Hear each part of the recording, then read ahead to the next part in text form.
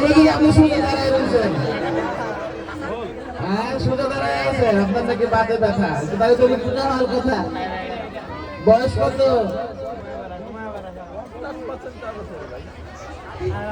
90 বছর।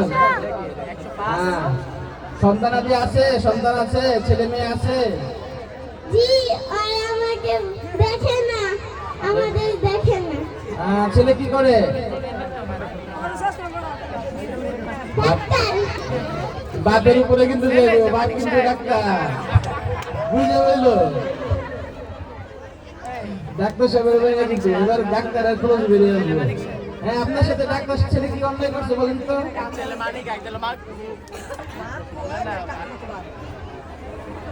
হ্যাঁ বলো, খাবার দেয় না? বৃদ্ধাশ্রমে রেখে আসছেন? ছেলে মেয়ে কেউ আপনাকে দেখে না? ছেলেকে ডাক্তার বানাতে অনেক কষ্ট হয়েছে?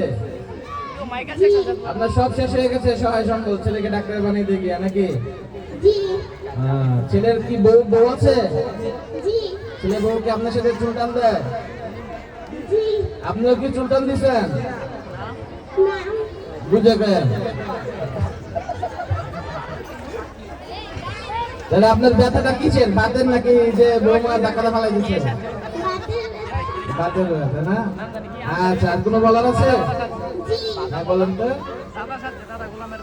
তোমরা যারা ছোট ছেলে মেয়েরা আছো, তোমরা কেউ মা বাবাকে কষ্ট দিবে না।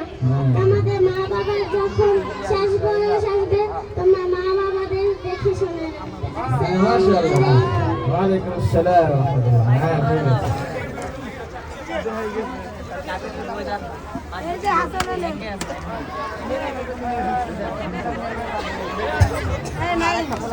ঠিক আছে, তারপরে